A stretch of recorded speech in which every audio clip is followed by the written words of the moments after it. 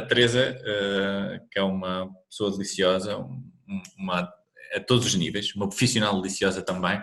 Deliciosa é uma palavra um bocado suspeita. É uma profissional belíssima, é uma belíssima profissional. Está-nos a ajudar com as notas de edição e depois ela casca-me imenso quando as conversas duram demasiado tempo, portanto tenho que dar aqui uma volta. I don't mind being lonely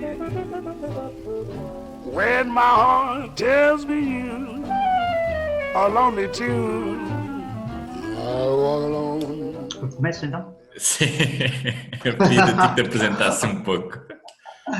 Olá, o meu nome é Carlos Costa, eu sou o diretor artístico do Visões Úteis. O Visões Úteis é uma companhia de teatro e performance, foi criada no Porto e agora vou quase tremer ao dizer isto, há um quarto de século, em 1995. O Visões Úteis foi criado precisamente a partir de um contexto antigo, não é? Que era o contexto de um teatro universitário em Coimbra, no CITAC, que até aquele momento ainda permitia a passagem da experiência mais caótica, amadora e super excitante de teatro universitário, para um teatro profissional. Foi o que nós fizemos nessa altura, quando um grupo de pessoas que estava no CITAC, que gostavam de estar juntas, queriam fazer teatro, juntaram-se e decidiram que queriam fazer a sua vida não a partir daquilo que tinham estudado, nos bancos da universidade, mas a partir da atividade paralela que tinham digamos, na associação académica, né, num organismo da associação académica.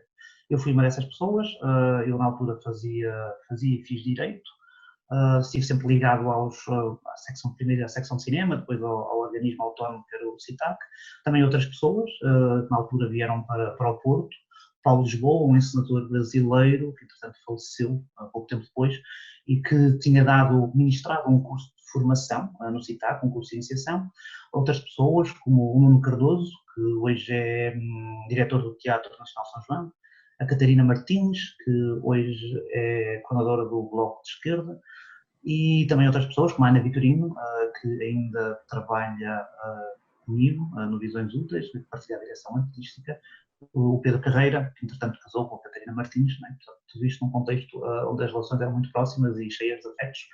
Portanto, fomos para o Porto, foi aí que formámos o Visões Úteis, e o Visões Úteis foi trabalhando sempre de uma maneira extremamente livre, extremamente cotidiana, durante estes 25 anos, dividido entre o teatro, portanto, mesmo pensado para salas, para equipamentos, para palcos, e formatos performativos mais abrangentes, não é?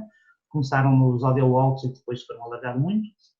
Portanto, os últimos 25 anos da minha vida, portanto, metade da minha vida, curioso, eu nunca tinha dito isto, metade da minha vida, eu tenho 50 anos, passou-se no Visões Úteis. Além de Visões Úteis, que é, digamos, o centro da minha vida, enquanto artista, um trabalho como dramaturgo, encenador, ator, também responsável pela produção, pela direção de produção, ou seja, uma série de opções acerca do que deve ser feito, como deve ser feito. Eu também regressei à Universidade de Coimbra como professor, isto na sequência de ter ligado a criação artística à investigação académica, portanto, depois de ter estudado Direito, fiz um mestrado ainda dos antigos, antes de Bolonha, na área do texto dramático e do teatro, depois fiz um doutoramento já em Coimbra, na área dos estudos da performance. Na sequência disso, acabei por ficar a dar aulas há cerca de 5 anos na Universidade de Coimbra, no curso de estudos artísticos. Dou aulas ao primeiro ciclo de História do Teatro e do Espetáculo e ao segundo ciclo de Dramaturgia e Escrita para Teatro. Portanto, também acaba por ser uma coisa importante na minha vida, ainda que eu seja um daqueles professores que vai e vem, tento só estou na universidade durante um semestre, depois desapareço e volto a estar lá. E, além disso, fala importante, se calhar, desta ideia da criação, da investigação, da própria formação, né? Antes já tinha dado aulas também numa escola de teatro no Porto, escola profissional chamada Academia Contemporânea de Espetáculo.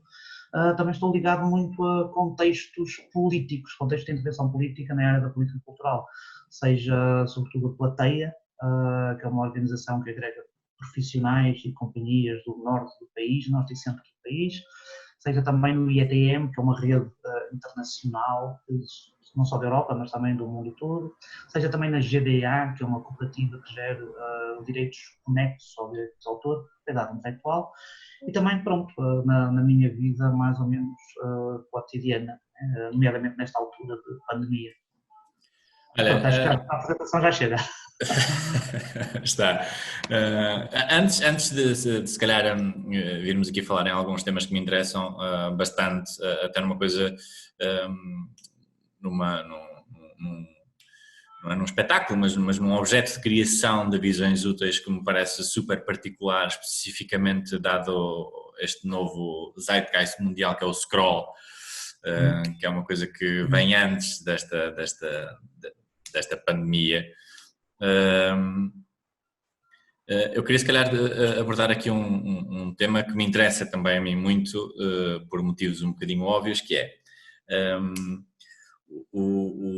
a importância que o teatro universitário teve para o contexto teatral português foi grande e significativo, mas vaziou-se um pouco quando a tua geração também saltou daquilo que eram os grupos de teatro académicos e criaram visões úteis, criaram a Escola da Noite. Aqui em Aveiro foi criada a Efêmero mais ou menos na mesma altura, É julgo que em mais ou menos a mesma 94. altura. E ao mesmo tempo que vocês seguiram o vosso caminho profissional, as universidades, o ensino superior e o ensino profissional apareceram também com uma força que não tinham no ensino do teatro. Ou seja, por um lado há aqui este esvaziamento da mais-valia humana que existia no teatro académico e por outro lado o teatro académico acabou por perder também parte da sua função porque a parte da sua função, que era a formação de quem lá estava, passou a ser reunida por instituições de ensino. Houve depois disso um grande hiato, apesar disso o teatro do Académico do Minho ainda conseguiu lançar algumas pessoas, eu penso que esteve lá o Nuno M, o Horácio, mas evidentemente que desde aí perdeu grande parte da sua função. Tu achas que houve também uma falta Achas que havia uma obrigação ética não havia, de uma melhor passagem de testemunho? Achas que foram as próprias universidades ou as próprias associações académicas que deixaram de encontrar uma especificidade do teatro académico que continuasse a torná-lo relevante? Achas que há um próprio desinvestimento das próprias universidades naquilo que são áreas culturais, em alguns casos, como por exemplo no caso de Aveiro? O que é que contribuiu para que, no fundo, o teatro académico tenha visto tirando estas razões óbvias, se tenha visto num hiato tão grande desde essas grandes gerações, chamemos assim, foram o início dos 90? É engraçada a tua pergunta, antes de mais, porque parece quase que isto foi combinado por duas razões. A primeira, mais icónica, é que eu ontem recebi um telefonema do Ricardo Ceiça. O Ricardo Ceiça é um artista, investigador, performer, que foi da geração do CITAC, depois da minha. Portanto, estudou antropologia, doutorou-se, aqui há uns 10 anos, nem isso, antes de mim, acho eu, com uma tese precisamente sobre o CITAC. E foi assim um processo assim, muito louco, em que ele acabou, digamos, com o arquivo do CITAC em casa, atulhado, literalmente sem conseguir sair do arquivo, não é? Sim. Mas depois finalmente acabou, trouxe, fez um filme muito interessante que conta a história do CITAC. E ele ontem ligou-me, conta a história do CITAC desde o início até 1978. Ele ontem ligou-me porque, vendo-se retido pela pandemia, e tendo ainda o arquivo do CITAC em casa, achou por bem prolongar a história disso. Então, em 78, agora em pandemia, com as entrevistas e mais uma coisa, eu rapidamente chegava ao final do século XX, porque tenho material. Então, marcou comigo e com mais algumas pessoas umas entrevistas para nós ajudarmos digamos, a tirar ainda mais o CITAC, digamos, da história, não é? E qual é que é o interesse disto? Também é que eu, precisamente, terceira coincidência, não é? A terceira conjugação, é que eu há poucos dias escrevi precisamente um artigo de opinião para um jornal que está para sair, que anda um pouco à volta da questão que tu levantas, que é esta ideia de que influência é que aquilo que tu referes, como tendo acontecido em meados dos anos 90, que influência é que teve na situação que nós temos hoje em termos do exercício da profissão, da participação política dos artistas. Ou seja, qual é que é a situação? De facto, o que tu dizes tem sentido, ou seja, a partir entre os anos 60, 70, 80 e até, se calhar, à minha geração, a passagem do teatro universitário para o teatro profissional era digamos, um mecanismo normal de alimentação digamos, do setor profissional. Quando, digamos, escolas de teatro, havia apenas o conservatório, não é? Em Lisboa. Mas depois, nós vamos entrar portanto, era normal que as pessoas estudavam direito, estudavam letras, estudavam belas artes, criavam uma experiência muito vasta, muito diferente, juntavam-se, essa experiência estava, nomeadamente nos anos 70, associada a mecanismos de participação política, nas associações académicas, na intervenção, na construção de um país democrático, e era isso que levava, digamos, a uma série de projetos teatrais. Depois nós entramos para a Comunidade Económica Europeia, não é? Em meados dos anos 80, e começaram a ser possível financiar uma série de possibilidades públicas e privadas que até aí nunca tinham sido imaginadas, não é? Ou seja, o teatro sempre tinha sido visto como, digamos, o teatro, as artes performativas em geral, não é? A arte em geral e particularmente as artes performativas, não é? Mais ligadas ao corpo, ao contacto, à rua, a uma certa ideia de resistência, nunca tinham sido imaginadas ou muito pensadas como uma possibilidade, digamos, de formação organizada com a dignidade, lá está, de direito, das letras e de outras belas artes. E então o que é que acontece? Surgem, primeiro no ensino politécnico, que já existia através do conservatório, surge, digamos, o Conservatório do Porto, né? A ESMAI, a Escola Superior de Música e Espetáculo, onde passa a ser possível, digamos, ter formação a nível superior na área de teatro. Depois começam a surgir as escolas profissionais, portanto, escolas privadas, financiadas por fundos da União Europeia, e surge no Porto a Academia Profissional, a Academia Contemporânea de Espetáculo e o Ballet Teatro Escola Profissional, okay? Que dão formação 10º, 11º, 12º. E o que é que isso acontece? Acontece que, em meados dos anos 90, um bocadinho antes com o pessoal do Politécnico, mas sobretudo em meados dos anos 90, no Porto, com as escolas profissionais, começam a ser lançados para o mercado de trabalho pessoas jovens, bem formados, bem preparados, não é? De um ponto de vista técnico, uns com 18 anos, outros com 22, 23, em que o Estado investiu durante 3, 4 anos na educação. Portanto, a partir desse momento, numa lógica integrada entre a despesa, o investimento do Estado na educação e o investimento do Estado na cultura, passa a tornar-se impossível, ou praticamente impossível, o Estado, digamos, explicar que estava a investir dinheiro na educação, através do Ministério da Educação, na educação de pessoas, para terem, digamos, qualificações profissionais para exercer uma atividade, e que depois, mais à frente, ia financiar o exercício dessa atividade nos termos aos que financiava quando não havia essas escolas.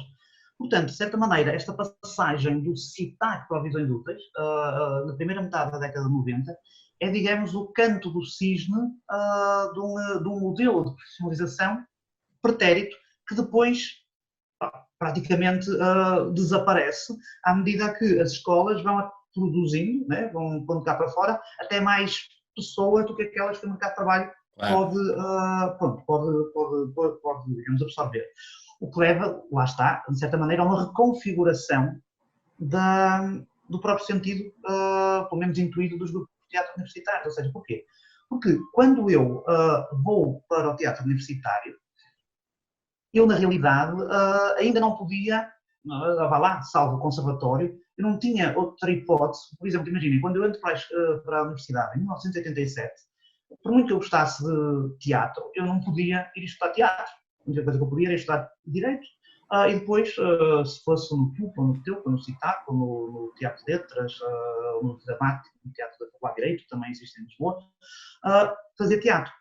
Não podia. Portanto, a partir daí isso passa a ser possível. Portanto, aquelas pessoas que se calhar carregavam dentro de si uma vontade de mudança, okay, ou de fazer alguma coisa na área das artes, em particular do teatro, já não têm que adiar essa mudança até depois de estarem inscritas numa universidade onde podem fazer teatro. podem por isso simplesmente dizer eu não vou para Direito, Claro. eu não vou para Letras, eu não vou para Engenharia, eu vou para Teatro. Pronto.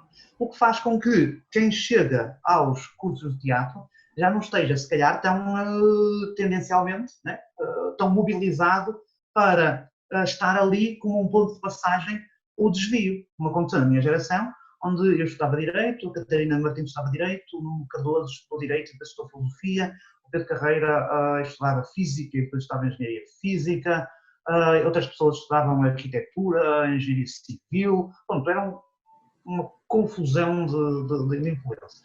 E deixou de ser possível. Agora o que é que se nota? Isso tem a ver um bocadinho com a ligação disso ao futuro, que é engraçado, foi sobre isso que eu estive a refletir na semana anterior, que é, ao longo, o que é que acontece? As pessoas, os primeiros diplomados formados nessas escolas, nesses cursos, portanto, na primeira metade da década de 90, hoje estão entre os 40 e os 50 anos. Alguns a chegar já aos 50 anos. Portanto, e foram esses que foram entrando no mercado de trabalho. E os mais novos do que esses também estão sempre a seguir o mesmo percurso. Portanto, nós temos uma esmagadora maioria, esmagadora, mesmo esmagadora, de profissionais das artes performativas que tiveram formação específica na área, no ensino profissional ou politécnico, através de cursos intensivos, que focavam o cotidiano das pessoas e as suas possibilidades de cognição, de conhecimento do mundo, de comunicação, de ação, digamos, no setor limitado, maravilhoso, mas limitado, das artes formativas. Ou seja, se nós virmos o horário de um aluno na escola profissional, aquilo é completamente imersivo, seja no teatro, na agricultura, segunda, terça, quarta, quinta e sexta, manhã e tarde. Se estiver na área do teatro, também trabalhas à noite na preparação de espetáculos, à tarde também vais ter que ensaiar ficou para trás, passas ali 3 anos, não vês mais nada a não ser o que aprendes a fazer, e aprendes a fazer muito bem. Mas a verdade é que também, ao contrário do que acontecia até meados dos anos 90, esses proto-artistas, não é? Artistas, autores, crescem mais desligados do resto dos contextos, das outras áreas, da participação política, do que é que fazem as pessoas que fazem outras coisas, os teus amigos cada vez, ao contrário, imaginem, eu estava em Direito, mas eu tinha amigos de áreas muito diversas. Hoje, se tu estudas teatro, os teus amigos tendencialmente são amigos do teu curso, ok? Portanto, estás menos próximo de pessoas que envolvem outras atividades, que têm outras praias, outras afinidades, tudo isso, não é? E depois vais trabalhando, ok? Começas a trabalhar. E começas então a trabalhar no momento em que o Estado Social começa lentamente a cair em cacos. E onde vais encontrar uma série de trabalhos precários, uns a seguir aos outros, em que vais tentando desenrascar, ano após ano, mês após mês, semana após semana. Portanto, vens num contexto, digamos, social e pedagógico que te fechou sobre uma área e és forçado a não ter tempo para pensar. Porque se pensas, já foste. Já saltaste fora, já outro ficou com o teu trabalho, já não tens trabalho para pagar o mês que vem. E o que é que isso dá? Dá os teus 20 anos, os teus 30 anos, os teus 40 anos, de tal maneira concentrado naquilo que fazes, que vais perdendo a capacidade e a competência para interagir e participar de um modo político. E o que é que isso dá? Dá, digamos, a falência neste setor de esquemas de representatividade, que são extremamente frágeis, ok? Chegando neste momento ao limite perante esta situação complexa, digamos, se desdobram e pululam grupos de pessoas que se representam, que não se representam umas às outras, mas que estão juntos a partir de qualquer coisa e ao fim de 2 dias já são um grupo e quando 2 solidões se juntam já há um grupo para qualquer coisa e há uma pluralidade digamos, de representações ou para-representações ou pseudo-representações no meio de representações que são formalizadas. Mas que depois mas depois não ganham força suficiente porque... Não ganham força suficiente porque não há, digamos também, porquê? Porque a representação e a participação política consegue-se no cotidiano, ou seja, este é um momento de reação, de tentar, digamos, entre aspas, como se costuma dizer na Menos de Guerra, entre muitas aspas, enterrar os mortos e cuidar dos vivos, não é? Portanto, é um momento de reação. Mas aquilo que temos que fazer para evitar uma guerra como esta, para evitar uma situação limite como esta, é um trabalho cotidiano. nomeadamente representatividade política. E neste momento existe, digamos, imensas gerações sucederam umas às outras, desde essa altura, e que estão extremamente impreparadas para agir politicamente e para se representarem, ou seja, estão habituadas a constantemente representar em cima dos palcos a necessidade da ação política, ok? Mas fora dos palcos estão extremamente desempoderadas. E o que é que acontece? Eu hoje assisto nos vários grupos em que tento apoiar pessoas, digamos, profissionais que eu reconheço dos palcos há 10, há 20 anos ou mais e que têm uma extrema dificuldade em compreender o contexto em que exercem a sua atividade profissional, a sua relação com a segurança social, com as finanças, com os mecanismos de produção. Estão completamente, digamos, abandonados, como se tivessem de repente caído de paraquedas, desde o momento em que entraram para as suas escolas, onde foram bem formados enquanto técnicos, como se tivessem caído de paraquedas desde aí para esta realidade que parece, digamos, cair agora em cima deles. Isso é um pensamento de alcance que me parece a mim muito esclarecedor e é de facto uma coisa em que eu ainda não tinha pensado. De uma certa forma, até explica depois outra coisa que se costuma ver agora com frequência e é que eu acho alguma piada, porque acho que a culpa também é de quem controla os mecanismos de produção ou de criação, mas agora começa-se a ouvir em eco já há alguns anos, se calhar, que é agora nas salas de espetáculos é mais ou menos tudo igual, as propostas são mais ou menos todas iguais, pelo menos de um ponto de vista estético. E isto também vem obrigatoriamente da consequência de que, vamos lá ver, quem chegava ao mercado profissional, chamemos-lhe assim, se bem que não há mercado não profissional, mas pronto, quem produzia, quem criava era gente que tinha raízes de lugares muito distintos, muito diferentes, como tu estavas a dizer, não só de direito, mas eu lembro, por exemplo, o Rui Sérgio aqui da Aveiro, que era de matemática, e aliás é uma coisa que eu sinto porque o primeiro curso que eu não tirei foi a licenciatura em Engenharia de Sistemas e Informática e a verdade é que sempre que estamos a falar acerca de dramaturgia ou outra coisa qualquer, e às vezes até de encenação, acho que a minha maior influência de aprendizagem foram os Legos enquanto eu era criança e foi a programação. Na realidade, o que é evidente, para mim é evidente como a formação em áreas distintas pode não só ajudar, mas diversificar e potenciar aquilo que é a criação ou aquilo que são meios de criação artísticos, E evidentemente que isso também se perdeu muito a partir do momento em que, é aquilo que tu dizes, em que a formação dos nossos artistas é toda semelhantemente a mesma. As suas influências são todas semelhantemente as mesmas. E de facto, de um certo ponto de vista de criação e de criação plural, eu já tinha pensado que provavelmente uma das razões seria essas, mas que do ponto de vista de falta de representatividade e de capacidade de representatividade política é uma coisa em qual eu nunca tinha pensado. Nós conversámos há uma semana, talvez, com o Jorge Silva Melo, e ele, por acaso, também tocou nisso, de que sempre que ao teatro dos mais jovens, as propostas que viam eram sempre muito semelhantes e que os achava belíssimos intérpretes e belíssimos criadores, mas que as propostas eram todas um bocadinho semelhantes demais. Ao mesmo tempo, dizia que competia à geração da Sara Barros Leitão, que é sensivelmente a minha, acho que sou poucos anos mais velho do que ela, embora tenha entrado no teatro bastante mais tarde do que ela entrou, que competia à nossa geração resolvermos este problema gigante que temos agora, que é, já estávamos com as calças em baixo, mas aparentemente toda esta situação da pandemia fez com que toda a gente se apercebesse que de facto estava com as calças completamente em baixo. E vai mais ou menos no mesmo... Ele diz que compete à geração da Sara resolver isto. Tu achas que de facto compete à geração da Sara ou achas que isto é intergeracional e obrigatoriamente, o que eu quero dizer é de uma forma muito quadrada e muito pueril e muito inocente, E não é a vossa geração também que nos tem que capacitar de uma forma com que nunca fomos capacitados? Sim, a tua pergunta é curiosa. Todas as tuas perguntas parecem combinadas relativamente ao que está a acontecer. Ou seja, quando perguntas se é a geração da Sara, sim, e de um modo absolutamente literal.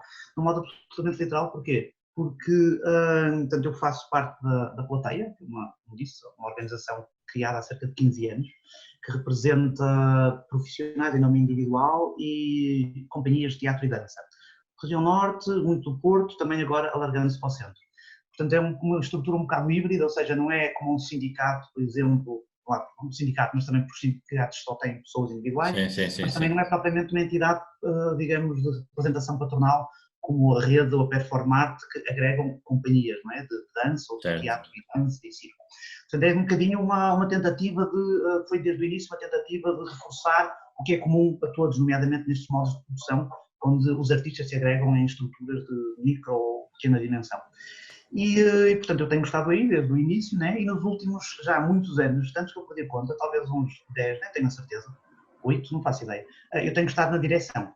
E um dos meus traumas na direção tem sido precisamente a dificuldade de fazer a transmissão geracional da associação. Ou seja, digamos, ultrapassar esta patologia em que uma geração, sobretudo de homens com 40 e muitos, quase 50, não consegue encontrar ninguém para entregar, para passar os destinos em termos geracionais, porque o normal, o saudável, é que umas gerações se substituam umas das outras, e até que sejam as mais jovens a fazerem força para empurrar as mais velhas dos contextos de decisão, não é?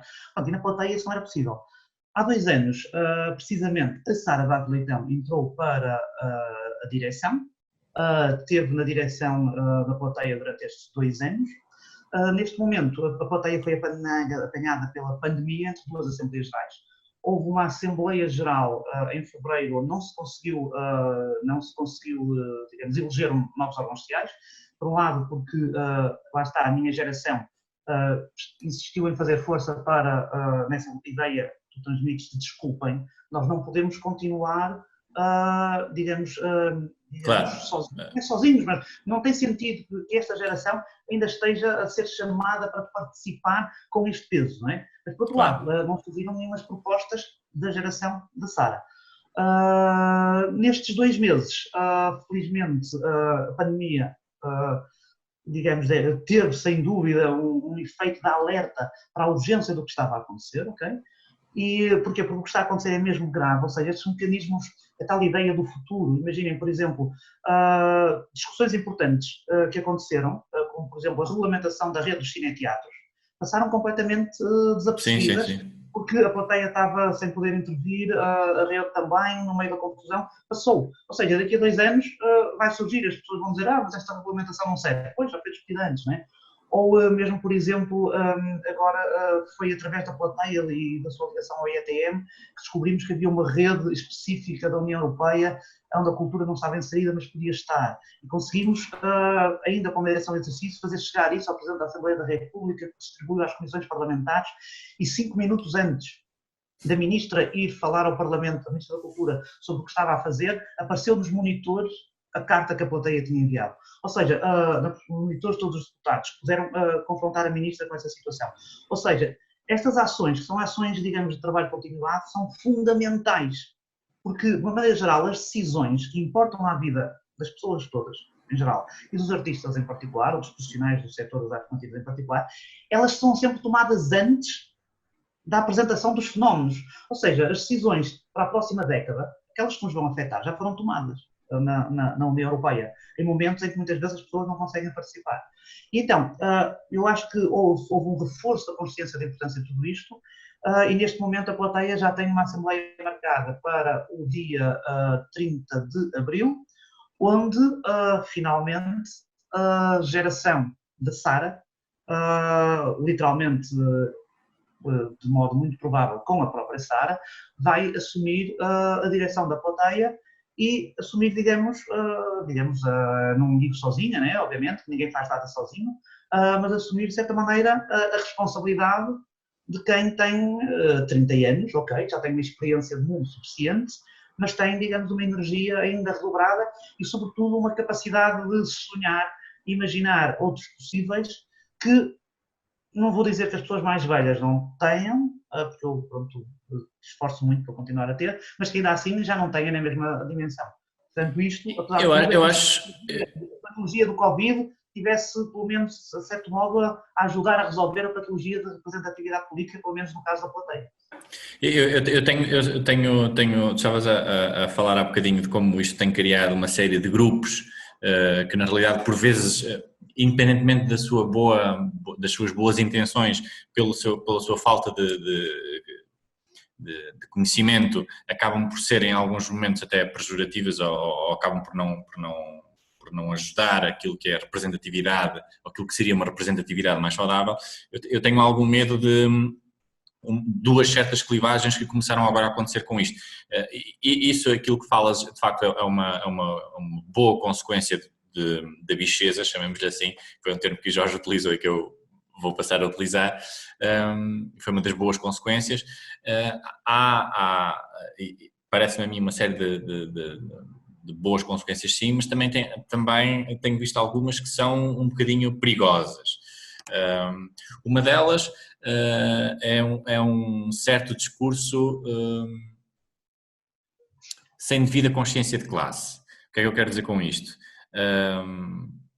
É um certo discurso que provoca clivagens no setor precário e no setor...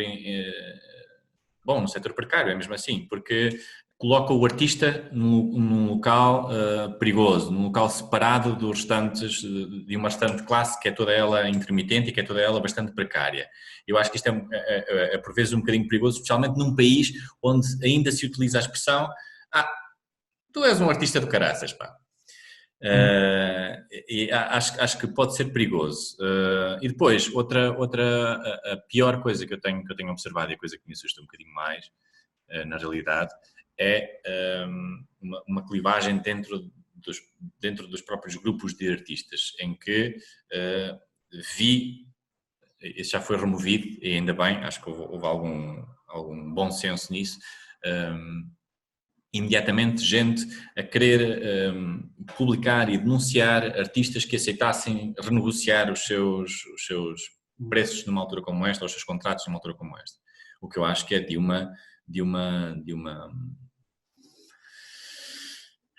um fundamento um bocadinho assustador até. Achas, apesar de tudo, que ou por outra, como é que se consegue consciencializar toda esta gente e como é que se consegue evitar estes comportamentos que são de um profundo risco e são profundamente nefastos a uma luta que é bastante saudável e que é esta luta fundamentalmente que estávamos a falar há 5 minutos, porque as minhas perguntas são muito longas. É engraçado, quando falas, outro dia estava a dar uma aula online, claro, e tu agora falaste nesta ideia pejorativa do artista, né? És um artista de caraças. Nessa aula estive a tentar elencar assim de memória uma série de utilizações pejorativas que na área das pejorativas são utilizadas coloquialmente, né? A mais básica de todas é o estar a fazer teatro, né? Então a ideia de estar a fazer teatro, estás a mentir, né? O turista atira-se para o chão, está a fazer teatro. Certo. Depois muitas outras como cabotino, a cabotinagem, não é? Que também está associada, digamos, a uma determinada tipo, uma prática teatral, o histriónico, e na altura, agora não me lembro de outras, mas foram aparecendo muitas expressões que estavam ligadas ao nosso setor e que têm a ver com esse caráter pejorativo que ele carrega ao longo de muitas décadas não, desde séculos, né? Mesmo na Idade Média, o artista performativo estava, digamos, havia uma espécie de uma tabela dupla das profissões, né? Das profissões e funções sociais, digamos, uma primeira divisão e uma segunda divisão. A segunda divisão era mesmo tudo que era ilegal e perigoso, o leproso, o ladrão, tudo isso. Os artistas estavam no último lugar da primeira tabela, ou seja, mesmo naquele limite do mais um bocadinho e fugir a estar na tabela de baixo. Pronto, nesse sentido, respondendo à tua pergunta, eu acho que isto também se relaciona com a anterior.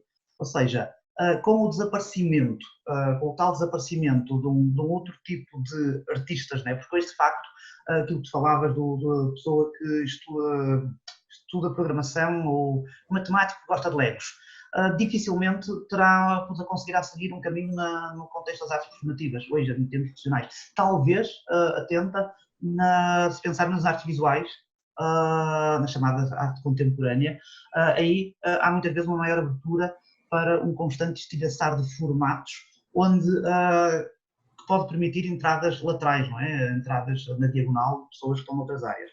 Mas quanto ao que perguntas, eu acho que tem muito a ver com aquela questão que eu dizia, que eu referenciava anteriormente. Ou seja, tem que haver, de certa maneira, tem que haver alguma paciência e algum esforço para ajudar, para colaborar, para facilitar a participação das pessoas que nunca participaram, ou seja, que nunca tiveram o tempo ou o contexto para poder participar, nunca perceberam que se não participassem iam, digamos, colocar em causa o seu próprio futuro, para lhes dar, digamos, as ferramentas para as alertar para os termos dessa participação. Eu, de facto, também vejo duas coisas extremamente perigosas. Uma, que é o constante comparar, ou seja, estamos a falar de pessoas que muitas vezes nunca pensaram sobre mais nada que não fosse fora do seu setor, nunca pensaram sobre a indústria automóvel, ou sobre o turismo, ou sequer sobre o audiovisual, ou sobre a agricultura, ou sobre a indústria, sobre as florestas, ou seja, nunca pensaram nada sobre essas indústrias. Então, de repente, comparam o investimento, neste momento, em linhas de crise, linhas de emergência para várias indústrias. Dizem, é indecente, para o teatro só há isto e para o turismo há aquilo. Quando não fazem, na realidade, a mínima ideia do peso relativo de ambas as indústrias, de quantos postos de trabalho implicam, qual é o seu peso no PIB, quais são os seus custos operacionais, né? Que são diferentes umas e noutras, pronto, mas falam, né? Pronto. E é preciso também chamar a atenção para isso, né? Que as coisas não são comparáveis. 10 milhões de um sítio não se pode comparar com 1 milhão de outro. Claro, evidentemente. Né? E depois, mais preocupante ainda mas mais difícil de explicar, é a questão do sublinhar do caráter especial do trabalho, do exercício da profissão no setor das artes performativas. Isto porquê? Porque nós estamos habituados, desde há décadas, a ouvir falar da especificidade deste setor. Okay? Foi a especificidade deste setor que levou a que, por exemplo, em França, se reconhecesse e regulamentasse um regime, conhecido como o regime da intermitência, que no contexto de um país onde, depois do pós-guerra, do pós-segunda guerra, se criou um Estado social, um Serviço Nacional de Saúde, e onde o direito laboral cresceu, garantindo condições aos trabalhadores e às pessoas, se percebeu que havia uns tipos que não encaixavam naquilo, porque o normal no seu trabalho era uma certa precariedade. Trabalhavam para muita gente, agora trabalhavam 2 meses de modo intenso, paravam um, e portanto essas pessoas tinham que ser acarinhadas, protegidas naquela lógica, tinham que ser integradas no Estado Social. Criou-se o regime da intermitência, que foi sempre digamos, visto à distância, um sonho, algo que se reclamava, porque aqui em Portugal não existia, e o estatuto profissional, e a carteira profissional, e uma série de coisas que tinham a ver com a especificidade do exercício profissional da atividade no campo do espetáculo. Não é? O que é que aconteceu? Neste século, se calhar a partir do fim do século anterior, mas sobretudo neste século, a economia, okay, com os termos da sua globalização, com a desideologização das constituições, por exemplo, a Constituição Portuguesa, que carregava um desejo que vinha de Abril, a partir de 1989, perde essa dimensão ideológica, não é? E isso leva, digamos, esse deslizar da ideologia ao longo dos anos 90, faz com que na primeira década deste século, a partir da primeira década deste século, as tendências neoliberais comecem a ganhar, digamos, um peso daquela ideia de que cada pessoa é autónoma, cada um é senhor de si, somos todos nómadas, procuramos as melhores oportunidades, não temos relações de longo prazo. Esse darwinismo social contagiou e muito aquilo que é o nosso sistema de financiamento das artes. Exatamente, contagiou isso. E depois o que é que aconteceu? Fez com que hoje o fator, 20 anos depois disto, o fator que há 30 ou 40 anos era uma especificidade do trabalho artístico, que é a intermitência e a precariedade, hoje seja uma tendência cada vez mais global e transversal. Portanto, a ideia que muito deste setor ainda existe, de que nós temos que conseguir aprovar um estatuto que consagra a específica condição de intermitência e precariedade do exercício da nossa atividade, ainda que possa ser instrumental como pressão para levar a decisões políticas, nunca, digo eu, fazendo futurologia, nunca chegará, digamos, a um objetivo como se imaginava ou como chegou no século passado. Porquê? Porque, sendo um problema transversal, nenhum governo irá legislar para conferir um estado de exceção a pessoas que trabalham exatamente na mesma condição que muitas outras. Portanto, esta questão da intermitência e da precariedade do seu respectivo estatuto nunca terá, acho eu, uma solução como podia ter tido há 30 anos, ao nível dos profissionais deste setor. Terá sempre uma solução que implica as pessoas do turismo, ou dos call centers, ou de uma série genérica de atividades que são desenvolvidas de forma intermitente, a vários patrões, com paragens e com arranques.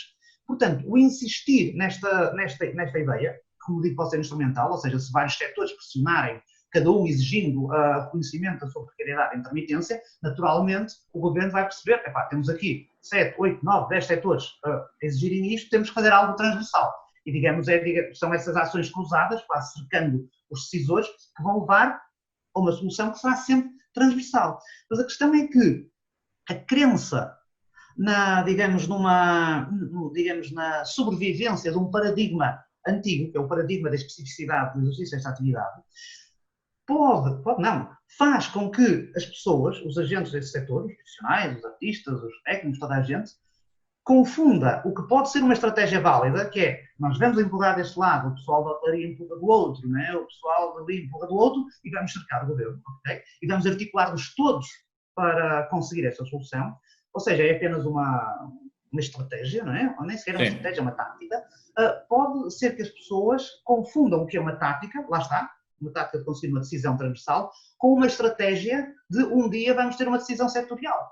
Que essa, sinceramente, no século XXI, me parece extremamente improvável de acontecer. Mas isto é muito difícil de explicar, pelo menos agora, neste momento. Pois, é que este acaba por ser um momento propício a muita falta de entendimento também e a muita urgência que não é nada saudável nestes processos, a mim, parece-me. Há aqui eu tenho visto, parece-me que continua a existir uma certa desresponsabilização do Estado Central que acaba por incumbir as autarquias de resolverem problemas que na realidade provavelmente deveriam ter que ser resolvidos pelo Estado Central. Porquê é que eu digo isto? Porque assim como grande parte do financiamento que nós vemos às mais pequenas associações, aos mais jovens criadores, acaba por sair daquilo que são algumas estratégias municipais, e este é que é o problema, porque nunca é uma estratégia nem nunca é uma política transversal ao resto do país. Há essencialmente câmaras que estão a funcionar de determinada maneira porque os seus edis têm determinados objetivos e depois a partir do momento em que e depois há outras câmaras que estão a funcionar de uma forma completamente diferente e depois há um desequilíbrio permanente entre as regiões que estão de facto tratar das suas mais jovens gerações ou suportar as suas mais jovens gerações, neste caso da área da cultura. Agora, parece-me que por falta de soluções centrais do governo está a surgir a mesma coisa, que é Leiria já avançou com um pacote de 300 mil euros na tentativa de suprir aquilo que são, ou na tentativa de ajudar não só os jovens criadores, mas também jovens associações, parece-me, ou as associações culturais do distrito. Lisboa foram 250 mil euros, julgo eu, tanto para intermitentes que não entrem dentro daquilo que é o regime de apoio da segurança social, como para associações e estruturas também, parece-me a mim. Evidentemente que aquilo que isto vai fazer é que, mais uma vez, há regiões onde é mais fácil ser-se um jovem criador, ou ser-se um criador, nem é necessário ser jovem, e há regiões onde é muito mais difícil. A mim parece-me que isto é sintomático de um Estado central que lava de uma forma um bocadinho regular as mãos. Eu sei que tens visões muito peculiares em relação a isto, mas tu achas que isto é uma visão correta ou é uma visão nem por isso correta? Não, eu acho que tem sentido. Aliás, eu lembro-me, o ano passado há 2 anos, em 2018, eu integrei um grupo, uma coisa chamada Grupo de Trabalho, como é que era? Grupo de Trabalho para o Aperfeiçoamento do Modelo de Apoio às Artes, era isso. Foi um grupo organizado pelo Ministro da Cultura, então era o Ministro da Cultura, precisamente para, na sequência do momento de protesto, digamos, poder tentar, digamos, encontrar soluções para o futuro melhorassem o modelo. Isto de um ponto de vista teórico, na realidade toda a gente sabe que um grupo de trabalho. Qualquer pessoa que tenha visto o Sim, Senhor Ministro, era uma série de trabalho servem apenas para ocupar as pessoas, para afundarem café, biscoitos e burocracia durante uns meses, para elas porem aí a sua energia e, portanto, deixarem de desenvolver ações que prejudiquem a imagem do governo. Depois, no fim, há um documento com um design elaborado, um lançamento e pum, desaparece, não é? Que foi exatamente o que aconteceu, ou seja, esse modelo, esse grupo de trabalho redigiu, digamos, obviamente, uma série de possibilidades e praticamente, digamos, nem, acho que só assim um bocadinho, né, das coisas mais inofensivas é que foram aprovadas, né? O que também é digamos, uma estratégia também muito normal e que utilizada na União Europeia, que é, se tu me fizeres uma proposta que altere mesmo o status quo, eu vou-te dizer que ela é absolutamente impossível. Se tu me fizeres uma proposta absolutamente assim indiferente, que tem a ver com a ideia de, por exemplo, sermos mais verdes, ou comunicarmos melhor, ou qualquer coisa assim, ela é aceite com aplauso, para que tu fiques convencido que uma proposta não foi aceita e outra proposta foi aceita, mas na realidade não é bem isso, ou seja, não foi aceito que podia mudar alguma coisa, só foi aceito que deixa tudo na mesma, não é? Nesse sentido, esse grupo considerou-se por diversas vezes as possibilidades de, nos concursos, o Estado, nos concursos de apoio às artes, o Estado inserir mecanismos de discriminação positiva. O que seriam os mecanismos de discriminação positiva? Seria ou através do assegurar de um sistema de cotas, no estilo, imaginem, temos X milhões, ok?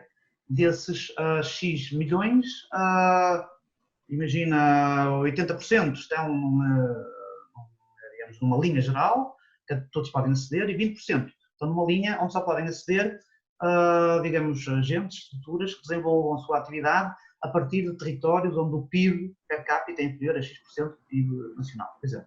Outra hipótese dessa discriminação positiva era com uma mesma linha, ok?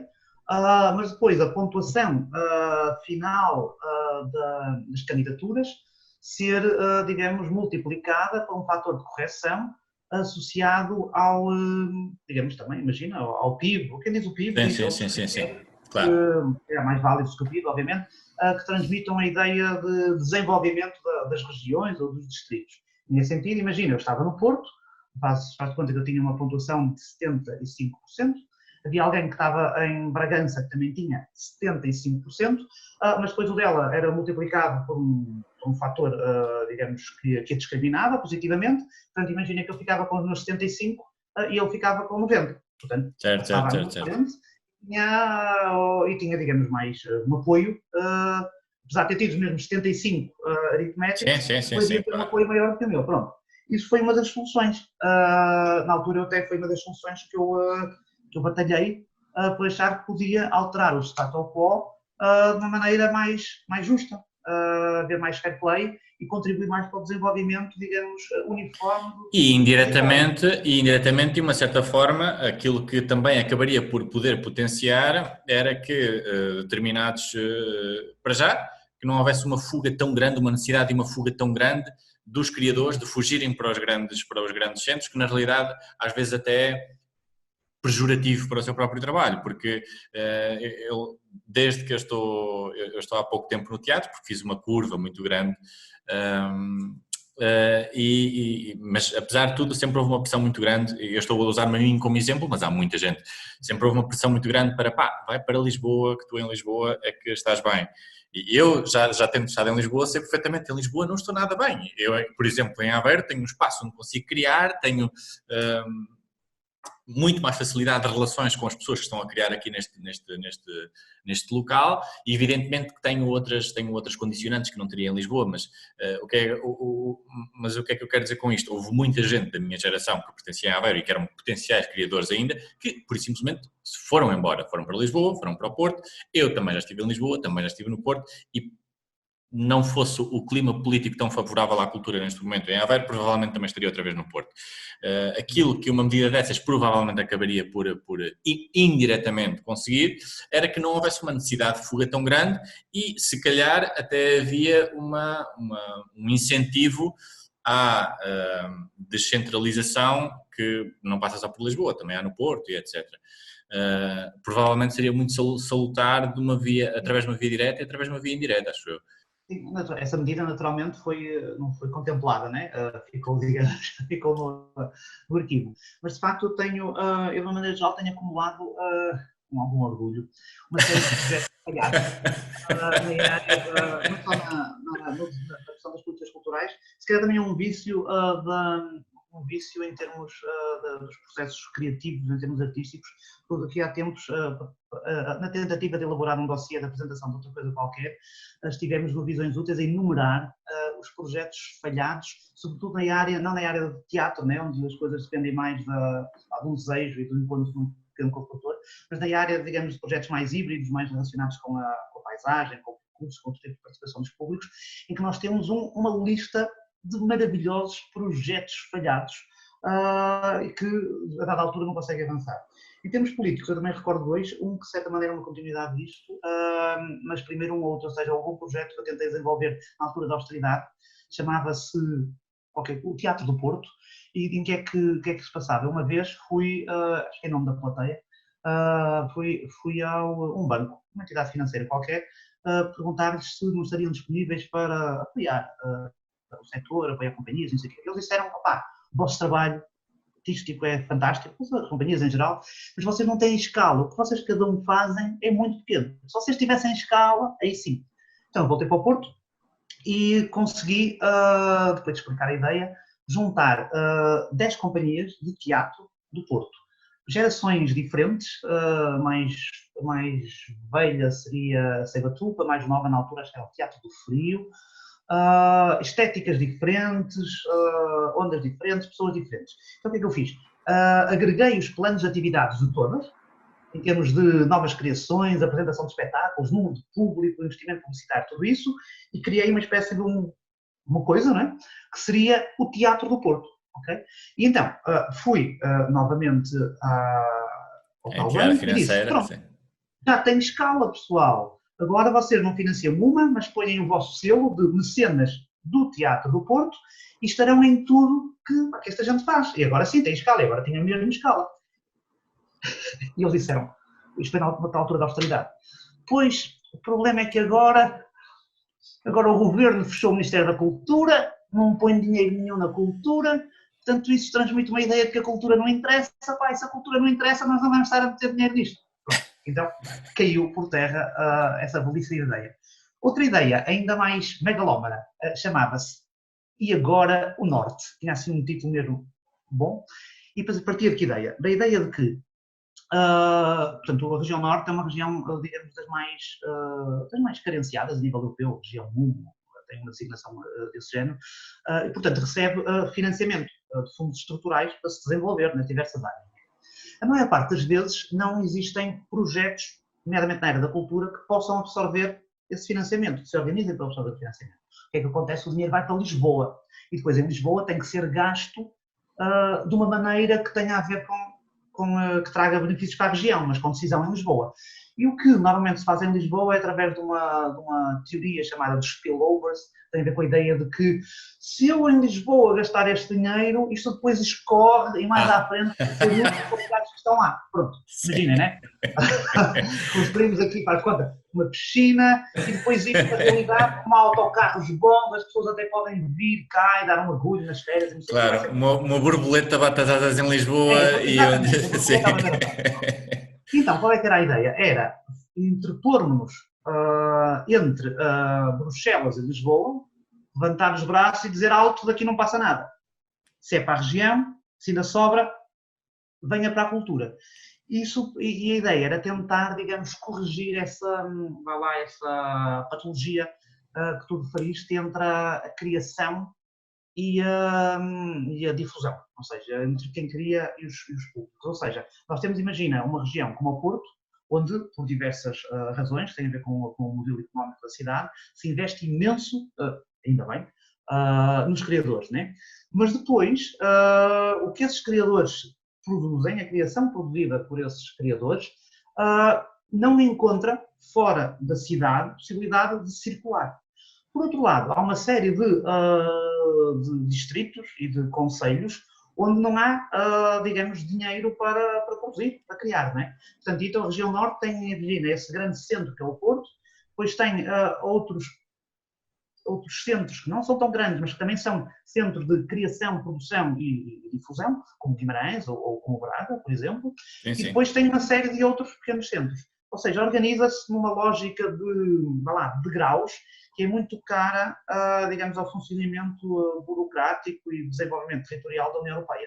Portanto, seria relativamente fácil apresentar à União Europeia a ideia de um investimento no setor da cultura que, digamos, harmonizasse estes vários círculos, ou seja, uns círculos com excesso, entre aspas, sim, excesso claro. de produção pode ser fluido, e outros com déficit. Portanto, esse agora ao norte seria a possibilidade de captar esse investimento diretamente para a região norte para, digamos, para harmonizar isso, para fazer circular o que já está produzido, para, digamos, não só dar mais hipótese de receitas a quem cria e a quem produz, mas também para alargar as possibilidades de outros criarem e produzirem, sobretudo para que os públicos, para que os espectadores possam aceder a mais possibilidades, claro, a mais probabilidade, a mais diversidade. Isto foi mais um projeto falhado, pois na realidade a pessoa específica que teria o know-how para transformar isto tudo num projeto ganhador, achou que se calhar, apesar da ideia ser interessante em abstrato, não valeria a pena e portanto ficou. Portanto há imensos projetos caídos por terra, que podiam ter mudado o mundo, mas que não mudaram. A verdade é que essas pessoas que têm o know-how são algumas, eu conheço algumas, a verdade, um dos problemas é que o grande fator de decisão, ou os grandes fatores de decisão passam sempre por elas e são... É um problema complicado porque funcionam um bocadinho como canais e como médiuns, mas na realidade funcionam mais como porteiros, parece-me a mim. Mas pronto, mas mudando aqui, dando aqui uma volta, quase à conversa, temos todos visto e assistido àquilo que é uma pressa enormíssima e uma urgência de criar para o meio digital, inclusivamente por criadores e por estruturas que não têm rigorosamente tradição nenhuma nesses meios, parece-me. A grande fatia destas iniciativas é essencialmente a colocação de material de arquivo disponível para visualizações. Há inclusivamente um movimento que se está a gerar agora que eu acho ridículo a vários níveis. Espero que me perdoem as pessoas que estão incluídas neste movimento, porque eu acho que é só uma divisão de esforços e eu acho que é uma falta de noção de alguma realidade, em que querem inclusivamente, é um conjunto de estruturas e artistas que querem que o Facebook e a Google criem uma condição especial para os artistas que estão a colocar material na internet. E aquela preocupação que eu estava a falar ali atrás vem também neste sentido, que é quem sou eu para o meu direto ser mais importante que o direto da Maria Joaquina ou de quem quer que... Há aqui coisas que são de uma... ainda de um sentido de privilégio que a mim me assustam profundamente. A Visões Úteis teve um projeto que agora, à luz desta nova realidade, é absolutamente maravilhoso, que é o Scroll, se eu não estou errado. Que na realidade foi um projeto que seguiu uma linha que eu acho que vão seguir muitos agora, que é a tentativa de adaptação destes novos meios digitais a algo que... Bom, eu acho que o teatro não tem fronteiras muito definidas, portanto, que também engloba o teatro, e eu acho que o Scroll foi um precursor de muitas coisas que nós vamos ver agora. Apesar de tudo, parece-me que foi tecnicamente uma dor de cabeça gigante, porque eu vejo que há uma aplicação criada, eu vejo que há condições técnicas de gravação e de edição que são super peculiares e são super técnicas, que são super especializadas ou que requerem trabalho super especializado, que também foi feito. Há, evidentemente, um pensamento que atravessa tudo isto, que é como escrever para estes formatos. Ou seja, como é que foi a dor de cabeça de conseguir orquestrar tudo isto? Porque não me parece que seja um projeto que envolva 5 pessoas. Parece-me ser um projeto... Parece-me ser um projeto gigante, não é? Apresentando brevemente o Scroll, foi de facto, à nossa escala, uma produção mesmo muito grande em termos financeiros e em termos de tempo e em termos de recursos humanos, em termos de tudo, não é? E muito arriscada, porque tinha mesmo tudo para correr muito mal. Portanto, o Scroll foi uma peça, nós chamávamos uma peça para smartphones.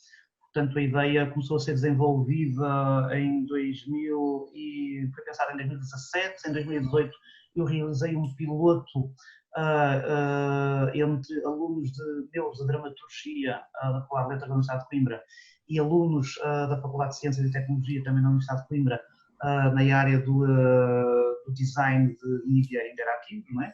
Para perceber como é que possibilidades é que se podiam criar, por um lado em termos tecnológicos e por outro lado em termos de escrita, não é? E depois, de facto, o ano passado avançamos para a produção de um formato que basicamente andava à volta, resumindo a ideia simples, havia uma aplicação que as pessoas descarregavam da loja da Google ou da loja da Apple e através dessa aplicação seguiam durante 2 semanas, em tempo real, a vida, o cotidiano de uma de 2 personagens, ou seja, o público estava dividido como que lá em arena em 2 lados, não é? E basicamente essas personagens... Esse fator de decisão pertencia ao espectador? Não, esse fator era gerado de modo aparentemente aleatório, na realidade era de modo aleatório pelo algoritmo. Para garantir que estava mais ou menos metade de um lado e metade do outro. Mas há aos espectadores que era por razões dramatúrgicas, não é? Que isso era feito. Que era em função da sua personalidade que era atribuído uma personagem. Depois, o que acontecia era que durante 2 semanas as pessoas seguiam a sua personagem em tempo real. Essa personagem era uma personagem que trabalhava naquela ficção, era um ator, interpretado por um ator, e ele trabalhava para uma empresa chamada Scroll, que se confundia com o projeto e com a aplicação, que era uma empresa que vinha para roubar o território da Globo e da Uber Eats, que vinha fazer entregas, mas o seu produto não era apenas a entrega, era também partilha da pessoa que entregava, não é? Portanto, na ficção era como se a pessoa para que quisesse trabalhar para a Scroll, né, o parceiro da Scroll, tivesse que abrir as suas redes sociais para que quem encomenda o produto pudesse saber quem ele é, ver o que publica, seguir as entregas em direto, ver as suas conversas com a família, tudo isso, não é? Portanto, o cotidiano do espectador do Scroll, durante 2 semanas, era mais ou menos de manhã acompanhava um tweet do seu personagem, depois uma publicação no Facebook, outra no Instagram, acompanhava em direto a circulação da personagem pela cidade e a entrega a um cliente, o cliente também era um ator, e depois no final do dia acompanhava a conversa em Skype, em videoconferência, do ator, da personagem com a família, que ambos estavam deslocados. Pronto, e basicamente isto andava muito em termos de temáticos, andava muito à volta das questões do trabalho, né, da mudança das relações laborais e tudo isso, e portanto desenvolvia-se, as personagens não se conheciam, acabavam por se conhecer e juntas iam fazer algo na sua relação com a empresa. Pronto. Isto foi um trabalho muito, muito difícil, ou seja, exigiu a criação da aplicação, a submissão da aplicação à Google, à Apple, a discussão constante, sobretudo com a Apple, acerca de libertar a aplicação, porque a Apple dizia que, porque obviamente que a aplicação quando abre, para começar a dramaturgia, ela está vazia, porque vai ser cheia, não é?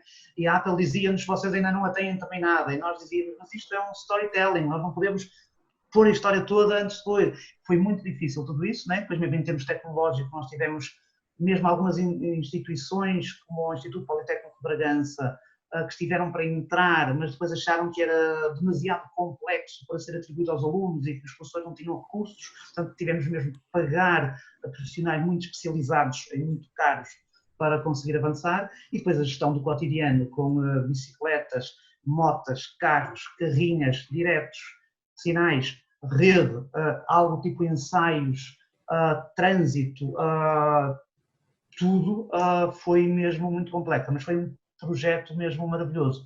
E respondendo à tua pergunta, neste momento o que nós fizemos, ou seja, nós não acreditamos de facto, ou seja, eu acho que não é uma grande ideia, apesar de eu perceber a generosidade de pôr as coisas online, muitas vezes estamos a colocar produtos que, para lá do gesto de que simpático puseram um produto online, são produtos que não são minimamente adequados ao mídia, são, digamos, pronto, mesmo não resultam, não é?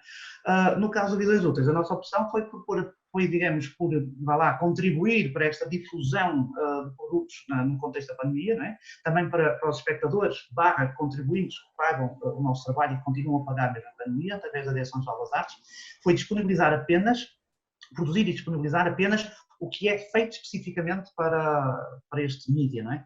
Portanto, o que nós fizemos foi pegar no material do Scroll, nomeadamente no material vídeo e gráfico, que estava dividido por, 15 dias de temporada, e transformar isso em 29 micro-episódios de uma série que as pessoas podem seguir, como fazem na Netflix ou no HBO, ao longo dos dias que quiserem, ao longo do seu tempo. Portanto, já não em direto, quando era em direto era mesmo cada dia, em tempo real, a acontecer o que estava a acontecer na rua, a final da Liga das Nações, o São João, o 10 de junho, o que fosse. Agora não, cada pessoa vê no seu tempo exatamente como se fosse uma série. Portanto, é um produto mesmo vocacionado para o tamanho do telemóvel ou de um PC. E vamos também disponibilizar no dia 25 de Abril, um outro produto também para um mídia específico, ou seja, nós temos um espetáculo ainda em cena, chamado Transmissão, um espetáculo que é apresentado como se fosse uma apresentação de uma ópera que não está realizada, um músico e um dramaturgo falam da ópera que querem fazer, mas depois entendem-se, como que em direto, né, no palco. O que nós fizemos foi já há um ano, nós adaptamos o argumento, a dramaturgia, para que ela deixasse ser passada num palco, fosse passada num estúdio de rádio, onde os dois artistas são convidados, imagina, para uma situação como esta, em rádio, a apresentar a sua ópera. E depois vão mostrando músicas, vão conversando e vão se desentendendo na rádio, no estúdio, né? Portanto, nós fizemos essa adaptação, gravamos, e no dia 25 de Abril vamos disponibilizá-la em formato de podcast para ser fruída pelas pessoas. A ideia original da divulgação não era esta, da transformação. A ideia original era oferecer, e é o que também está feito, à Biblioteca Sonora da Biblioteca Municipal do Porto, que é uma biblioteca que dispõe, digamos, conteúdos para visuais, nomeadamente as chamadas leituras leituras de livros, não é? Que já tinha sido feito de 2 textos dramáticos nossos. Isto, não sendo a leitura de um livro, nesse formato técnico rigoroso das bibliotecas sonoras, é uma espécie de um livro em formato pop-up para os utentes dessa biblioteca. Era o projeto inicial. Neste contexto da pandemia, passamos bem a alargar a difusão desse conteúdo, e, portanto, vamos partilhá-lo em podcast. Mas, ou seja, a ideia é tanto a versão rádio da transmissão em podcast, como a versão por episódios do Scroll, são produtos absolutamente dirigidos aos respectivos mídias, Claro, ou seja, claro. ao Sim, sim, podcast, sim, sim, claro que sim. aos microepisódios online. Nunca fizemos, nem pretendemos fazer, seguir essa linha generosa de estar aqui online tudo que temos e colocar muitas Mas vezes coisas sabes, que são frontais e que não interessam. pá, sabes que eu acho. Podem contribuir para as pessoas acharem que o que estão a ver não tem interesse, porque falta uma dimensão essencial da presença que fazia parte da lógica do processo, não é? Que eu acho que é perigoso até de um ponto de vista de apresentação daquilo que é o trabalho artístico, daquilo que foram determinados trabalhos artísticos, a pessoas que não têm o contexto de perceber que aquilo sofre de uma lacuna enorme. Ou seja, e isto acontece no Gratua, por exemplo, acontece com muita frequência, em contextos em que se recebe muita gente nova que não teve ainda acesso ao que é o teatro. Acontece com frequência em que as pessoas, para elogiarem determinado trabalho, dizem: eu não sabia que o teatro podia ser assim. O que nas suas cabeças é um elogio, e é um elogio, embora não seja também, porque significa que há uma ideia pré-concebida de como é que, uma má ideia pré-concebida daquilo que o teatro é.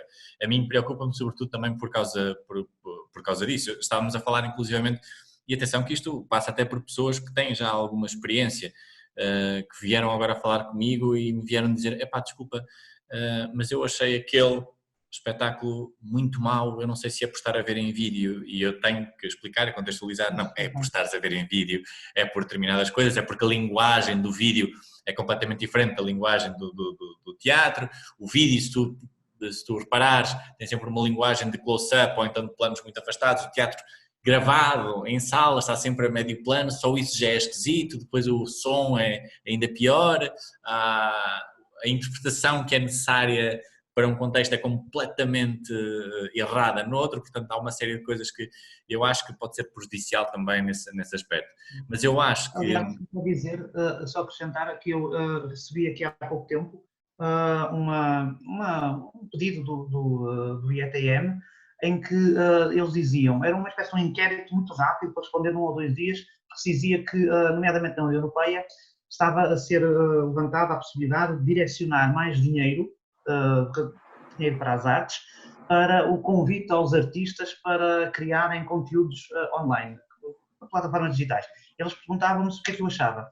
E eu disse que achava que não, ou seja, a melhor maneira de apoiar as artes performativas neste momento, okay, é apoiar as pessoas para elas continuarem a viver, a pensar e a preparar o trabalho que sabem fazer, okay? Para que eventuais migrações para plataformas digitais ou possibilidades digitais sejam, digamos, genuínas do ponto de vista do desenvolvimento dos projetos artísticos, como foi, por exemplo, o Scroll. Quer dizer, o Scroll já lá estava, não é? A única coisa que nós fizemos agora foi passá-lo para episódios, não é? E que isso aí sim. Agora, no referi, sublinhei o caráter pernicioso de estar a pedir pessoas que estão pressionadas, na realidade, para sobreviver, porque perderam a sua fonte de rendimento, para agora improvisarem maneiras de serem cool online. Opa, e acho um vampirismo, não é, acho um vampirismo, vampirismo não no sentido de aproveitamento, mas no sentido de eucalipto, no sentido de chupar a energia vital de uma pessoa que tem que estar preocupada em sobreviver neste momento. Acho super pernicioso isso. Nós quando falamos com o Jorge Silva Melo, ele tinha uma visão, é curioso, o Jorge Silva Melo tem uma visão um bocadinho apocalíptica em relação ao futuro do teatro, que acha que é uma disciplina que tem os seus dias absolutamente contados. Eu tenho uma visão, evidente, também parte obrigatoriamente da minha juventude, não é? Tenho uma visão muito diferente. O Jorge Louraço, agora o Louraço, não Silva Melo, falámos com ele também sobre aquilo que é a dificuldade dos jovens e novos criadores entrarem para um mercado profissional estável, e ele falou inclusivamente daquilo que a Visões Úteis tem feito regularmente, que é apoiar jovens criadores, jovens companhias ou jovens criadores no particular. Eu não me lembro de outra, eu posso estar errado, mas não me lembro de outra companhia que o faça, ok? No território português. Tu achas que isso é algo que vos surge como quase uma demanda ética, ou vem também no seguimento daquilo que estávamos a falar há bocadinho, de uma passagem de testemunho obrigatória que é saudável e que tem de acontecer também? Porque é que vocês sentem esta necessidade e, porque é que vocês a sentem tanto e há tão pouca gente a senti-la também? É de tudo um pouco, ou seja, para nós nunca conseguimos encerrar, digamos, as nossas angústias, os nossos desejos, e a expressão dramaturga, tudo isso, nunca conseguimos encerrar no arco do proscénio. Não sei, nem em termos estéticos pelo outro tipo de trabalho que desenvolvemos, mas sobretudo não em termos políticos, nem sequer, muito menos em termos políticos. Ou seja, aquela ideia, lá como exemplo caricato, de fazer Brecht com a equipa toda a recibos verdes, para nós não funciona. Ou seja, essa divisão entre estar no palco a representar uma necessidade de empoderamento, de agenciamento, de mudança, e depois estar a sublinhar tudo aquilo que é um status quo que impede essa mudança, para nós não funciona. Aliás, nós devemos ser das únicas companhias, das poucas estruturas da nossa dimensão, que cumpre há muitos anos a Lei 4 de 2008, que é uma lei que, digamos, apenas reforça a ideia de pessoal, um ator, um técnico, estão a fazer trabalho por conta de outra. Eles ensaiam no vosso espaço, no horário que vocês dizem, seguem as vossas indicações, vocês dão-nos os materiais, não há nada mais relação patrão-trabalhador do que isto. Portanto, a ideia do recibo verde não dá, né? Portanto, imagina, por exemplo, o scroll feito pelo Gilberto e pela Catarina, pelo Alberto Oliveira e pela Catarina Gomes, que eram os dois atores que trabalharam connosco. Eu não sei, acho que foi um mês e meio, 2 meses, não me lembro, 2 meses talvez, entre os 15 dias e o tempo de preparação. Não foi a fazer o scroll que ela partiu a perna, pois não? Não. O scroll que ela partiu a perna, não, felizmente não. Mas lá está, se ela tivesse tido o pé a fazer o scroll, ela, como tinha um contrato de trabalho, claro. E como nós estávamos a pagar a segurança social, a fazer os descontos, ainda durante um mês ou um mês e meio, se ela partisse o pé, ela tinha o seguro de acidentes de trabalho, que é uma coisa que muitas vezes não acontece quando as pessoas estão em situações que efetivamente são laborais e que depois estão a ser remuneradas a recibos verdes numa ficção. Somos nós próprios a fazer isso uns aos outros. Isto normalmente, quando tu pensas no que é a dimensão da maior parte dessas estruturas, que são dirigidas por artistas, okay? Claro. São os artistas que fazem isso aos artistas. Pior, são os artistas mais velhos que fazem isso aos artistas mais novos. E assim, é um 2 em 1 da perdição, que é um artista a tratar mal outro artista e alguém mais velho a tratar alguém mais novo, alguém com mais poder a tratar mal alguém com menos poder. De certa maneira, a ideia de artistas associados que nós temos, que é um programa que já corre há 10 anos, tivemos connosco a Erva Daninha, tivemos connosco a Turma, né, que são referências hoje em termos de criação e produção, tivemos recentemente connosco também o Rui Paixão, que entretanto veio para o Circo du Soleil e agora regressou, e neste momento temos em residência 5 artistas, todas mulheres, todas da área da dança ou da performance. Penso que a Joana Castro também, não é? A Joana também, a Joana, a Maurícia, também a Maria e a Carminda e também a Solveig, portanto temos 5 artistas da área diversa. O que nós fazemos é partilhar com elas o que temos.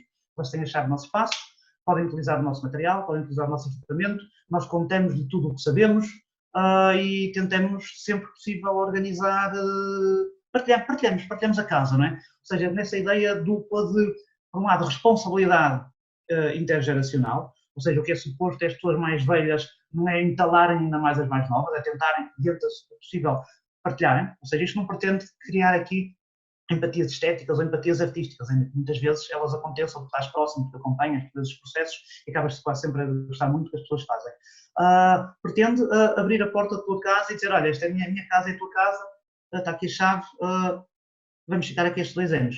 E neste contexto, também, precisamente pela tal ideia de responsabilidade pelo ecossistema, também desenvolvemos uma pequena nuance, que foi nos últimos 2 anos, portanto até aqui, desde 2009 ou 2008, quando isto começou, a ideia é sempre apoiar ou acolher artistas que estão no início de carreira, portanto com 20 e tal anos, a começarem, né, a sair das escolas, tudo isso. Nos últimos 2 anos acolhemos também o Mário Moutinho, que é um artista com 70 anos, que se tornou o nosso artista associado, com um fim específico, nós o ajudarmos a viabilizar 3 projetos. Um espetáculo que ele queria fazer sobre a vida dele, a profissão, sobre o exercício profissional dele, Sim. uma exposição e um livro.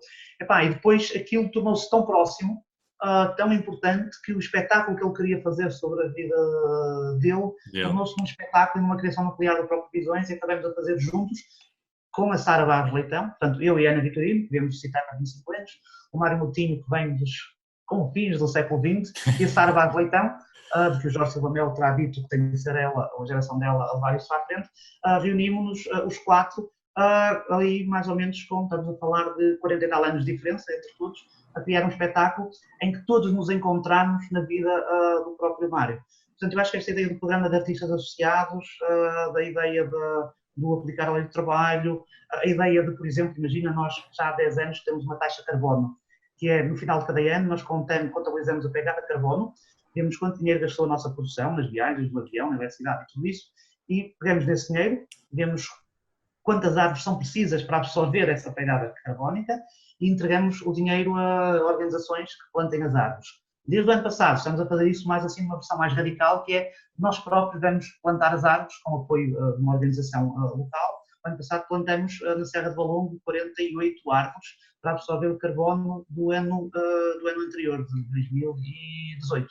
Portanto, toda esta lógica de como é que absorves o carbono que precisas para para criar, como é que ao criar te responsabilizas politicamente, pelas relações de trabalho, pelas gerações mais jovens, pelas gerações mais velhas, faz parte de uma ideia de encontro que para nós é eminentemente estética, ou seja, para nós, digamos, os contornos do nosso projeto estético não são limitados pelo tal arco do proscénio, isto aqui já mais em termos metafóricos, é muito mais vasto, ou seja, a arte para nós não é um dado à parte do trabalho, não é um dado à parte do ambiente, não é um dado à parte das próximas eleições ou do que está a acontecer aqui agora, não é?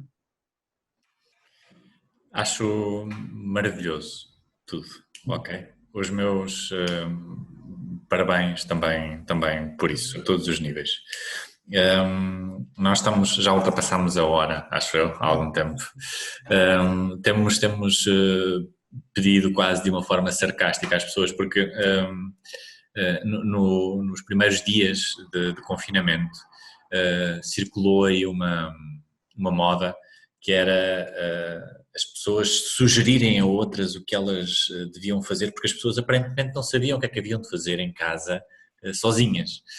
Acho que se descobriram, se estão a redescobrir agora neste momento. Então nós perguntávamos-te, pedíamos-te, nós, através da minha pessoa,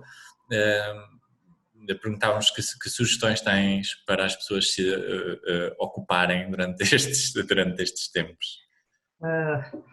Por acaso, não sei se é uma felicidade ou uma infelicidade, eu acho que é uma infelicidade, mas pronto, eu não tenho tido problemas de adaptação à quarentena, porque atualmente eu trabalho muito mais em quarentena do que fora da quarentena, seja não só pela necessidade do desenvolvimento de projetos artísticos no Visões e adaptação, seja pela imensidão em que se tornaram as aulas da Universidade de Coimbra e o acompanhamento dos alunos, que agora, paradoxalmente, é mais próximo do que era quando eu estava fisicamente presente, não é? Seja também por uma série de, digamos, participação em iniciativas políticas de solidariedade com os meus colegas, não é? Nomeadamente através da plateia ou através da GDA, mas também no meu próprio bairro, né, onde todos os dias tento verificar se o cabaz que a mercearia local disponibiliza para que as pessoas possam tirar o que precisarem, se está cheio, e se não tiver eu tento comprar para alimentar. Mas de facto, coisas que tenho assim feito, de facto eu desenvolvi, sobretudo com as minhas filhas, não é? para as tentar libertar, porque para elas é mais difícil, às vezes, organizar isto. Eu desenvolvi 4 atividades, 4 cursos familiares. Portanto, temos um curso de jogos de tabuleiro, que se alimenta de vários jogos que faziam parte de um projeto, que é o projeto Demo Cimeira, que o Visões adiou deste ano para o próximo, que era um projeto que trazia deputados do Parlamento Europeu, a Assembleia da República e a Assembleia Municipal para jogar jogos de tabuleiro com um grupo de América Campanhar. Portanto, eu tenho aqui em casa, neste momento, fiquei encalhado, no bom sentido, com 12 jogos de topo em termos de tabuleiro e, portanto, estou a jogá-los com as minhas filhas e a treinar, de certa maneira, a ensaiar para a próxima. Depois, temos também um curso de História do Cinema, em que eu estou a começar a mostrar às minhas filhas clássicos do século XX, desde os primórdios do cinema até ao final do século. Para elas está a ser assim uma surpresa, mas está a ser um prazer. Começamos com os Ladrões de Bicicletas, do Vitória da Sica. Depois temos também um curso de esportes de combate, que eu pratico, mas que elas nunca praticaram. Portanto, agora vamos com luvas, plastrons, para uma escola renovada no Parque Escolar, pelo José Sócrates, e que agora está invadida por vegetação, sem ninguém. E vamos para um sítio mesmo adequado à prática desses desportos e eu bato nas minhas filhas, elas batem em mim, para desenvolver uma série de técnicas também de combate. Finalmente, temos uma coisa que eu chamo roteiros pela freguesia, em que cada um de nós tem que propor um passeio aos outros, conduzindo-os na freguesia, para não quebrarmos as leis da quarentena, em que associa esse passeio a uma história a partir de uma experiência ou de um pensamento sobre aquele passeio. São 4 coisas relativamente simples que se podem fazer, ou seja, o desporto, os jogos, o cinema, os passeios que se podem fazer. E depois, claro, também a leitura. Se calhar na leitura dava um exemplo, a propósito de uma coisa que disseste antes, que o Jorge Sibomel terá dito, que achava que o teatro ia acabar. Eu estou a reler várias partes de um livro publicado no final do século XX, do Jacques Attali, chamado Dicionário do século XXI. E é notável como há 20 anos aquele senhor lança, nomeadamente se fores ao veres vírus, epidemias, como ele descreve exatamente o que está a acontecer e os efeitos que o nomadismo e a mobilidade iriam trazer ao nível das doenças e como isso ia afetar as nossas relações. E por outro lado, ele também fala do teatro e da dança e reserva no século XXI um papel muito especial ao teatro e mais ainda à dança, enquanto último reduto do corpo e do encontro num meio ou num mundo cada vez mais digitalizado e virtualizado, onde paradoxalmente, eu não sei, espero que o Jorge Sibomel não tenha razão, eu acredito que não terá, onde será mais valorizado ainda esse momento único do contacto, ou seja, o momento em que nos encontramos para fazer as poucas coisas, por muitas voltas que a tecnologia evolua, não poderão ser feitas sem ser ao vivo. Tem um bocadinho a ver com aquela ideia de fazer o Hamlet, né? Ou seja, como é que no século XVI, para fazer o Hamlet, precisavas de 2 horas e 15 atores, ok? E ao mesmo tempo para fazer sapatos, numa hora fazias 5 sapatos, e 400 anos depois, os mesmos sapatos fazes 5.000 numa hora, ou fazes o mesmo número de sapatos em 100 vezes menos tempo. Mas para fazer a porra do Hamlet, continuas a precisar das 2 horas e dos 10 atores.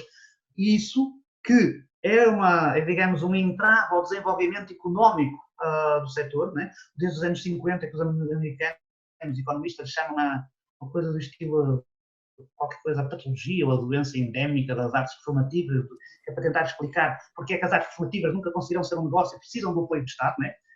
Com exceção do Cirque du Soleil, que conseguiu, de algum modo, ser um case study de como tornar as artes formativas num negócio muito viável e de grande escala, mas de repente o Jacques Attali está a ser uma leitura interessante por nos mostrar como é que há 20 anos já se conseguia olhar para o nosso tempo, e se calhar olharmos também a partir do século XX, olhar para o resto do século XXI, porque o tempo é uma coisa muito relativa. Olha, se calhar termino mesmo contando uma história que tem a ver com o Gretua, se calhar é giro, né?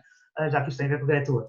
Que é o Gretua, há uma semana passada no Gretua, sei lá, quase no verão, ou já no verão de 1995, que foi uma semana que definiu visões úteis. Foi uma semana em que nós fomos fazer um espetáculo ao Gretua, que era o nosso primeiro, e chegamos lá, pá, não havia nada, não havia ninguém, estava tudo um absoluto caos, estava tudo ensarelhado, nada funcionava. Horrível. E deram-nos a chave e disseram tchau. Pá, e nós não sabíamos, não tínhamos experiência nenhuma, não sabíamos o que fazer. Estava eu, o Nuno Cardoso, o Pedro Carreira, a Catarina Martins, acho que éramos os 4. Acho que a Ana Vitorino não estava. E nós, numa semana, trabalhar género quase non-stop, conseguimos criar ali um teatrinho, pedir emprestado, cravar, alugar, improvisar, e no fim, quando voltámos para o Porto, estávamos convencidos que se tínhamos aguentado aquela semana no Gretua, nós seríamos capazes de tudo, ok? E depois, entretanto, as coisas foram se profissionalizando, né? Mas ficamos sempre com uma relação muito boa com o Gretua, que nos emprestava material. Mas, 10 anos mais tarde, começamos a chegar ao momento em que já não sentíamos assim aflitos por ainda estarmos a depender de esquemas demasiadamente colaborativos e não termos condições de trabalho e não sei o quê. E há um dia, um sábado à noite, em que eu telefono, esta agora tem piada, em que eu telefono para a casa do Pedro Carreira para combinar, no dia seguinte de manhã, irmos os dois ao Gretua, porque o Gretua nos ia emprestar uns projetores. Provavelmente uma daquelas bolotas dos anos 60, muito camaradas que vocês tinham. O Pedro combina comigo e depois desliga o telefone. E mais à frente contam-me, quando ele desliga o telefone, olha para a Catarina Martins e diz, olha, vamos fazer uma coisa, se daqui a, eu não sei quantos anos é que ele disse, daqui a 3 anos, o Carlos ainda me estiver a ligar num sábado à noite para combinar e buscar merdas ao Gretua, diz-me e eu deixo de fazer isto. Pronto. Acho que é engraçado para passar essa ideia de que o Gretua esteve nos momentos da nossa vida, tanto no momento do nós conseguimos fazer isto, como no momento do se isto continua assim, é para acabar. Fica o convite para quando tudo isto estiver mais normalizado, a Visões voltar ao Gretua em condições, prometo que melhores, ok? Para que... Tens que estar lá para ajudar, não é? Sim, prometo em condições humanas, técnicas, estar ligeiramente mais capacitado, okay. E que o voltar ao Gretua não seja tão terrível assim e possa ser sinal do futuro e não de futuro. Sim. Estamos combinados. Carlos, okay. Muito obrigado por isto e por este pedacinho maravilhoso que até a mim me fez pensar de uma forma relativamente diferente em relação a muitas coisas. Espero que para quem nos vá ouvir também.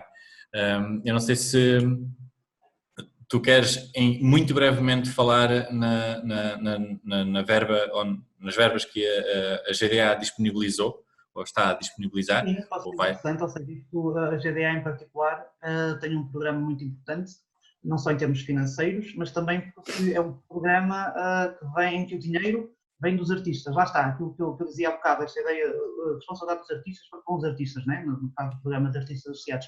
E o dinheiro vem de artistas, é um dinheiro que tem a ver com a gestão de há muitos anos, da propriedade intelectual dos artistas, dos intérpretes e dos executantes. A GDA também tem uma fundação que, de uma maneira geral, apoia projetos culturais, projetos de espetáculos, itinerância, bolsas de estudo, tudo isso, edições de livros. Também tem um programa que apoia a parte, digamos, social, digamos, acesso a cuidados de saúde, imensas coisas, não é? Mas neste momento o que se trata não é desses programas que vão continuar a correr na Fundação GDA, é da própria cooperativa chegar para socorrer os artistas que estão na posição mais frágil, sobretudo aqueles que foram deslizando de patamar em patamar e que nem sequer se conseguem, digamos, desenrascar pelo lado da segurança social. E, portanto, vai ser anunciado, isto é uma questão de entre hoje e amanhã, deve estar disponível na quinta-feira um formulário para as pessoas se candidatarem. E é muito simples, ou seja, basicamente tem a ver com, não é um programa para salvar tudo, porque, em geral, as soluções têm surgido de modo integrado, entre o Estado, entre os privados, entre os próprios artistas, entre os mecanismos locais, os mecanismos nacionais, entre tudo isso. Nenhum programa vai ser perfeito para resolver os problemas todos de toda a gente, ok? Portanto, este é um problema para resolver as compras do supermercado. E a ideia é garantir que cada artista tem pelo menos 200 euros por mês para ir ao supermercado, ok? Para comprar a comida que precisa. E, portanto, o programa não tem, portanto, vai ser dado não em dinheiro, porque isso implicaria as pessoas passarem no recibo, as pessoas não têm entidade aberta, não podiam receber, vai ser dado em cartões de compra. Portanto, a cooperativa, cartões de compras, a cooperativa vai comprar uma grande superfície, nesse momento, meio milhão de euros em cartões, e vai distribuí-los às pessoas, para que ao longo de 1, 2 ou 3 meses as pessoas pelo menos tenham 200 euros para fazer compras. Okay? E vai ser super desburocratizado, é só entrar, dizer com compromisso de honra, eu não tenho, eu preciso desses 200 euros, ok? Se chegar, o dinheiro vai ser distribuído para toda a gente que pedir. Artistas que neste momento que sejam cooperadores da GDA, ok?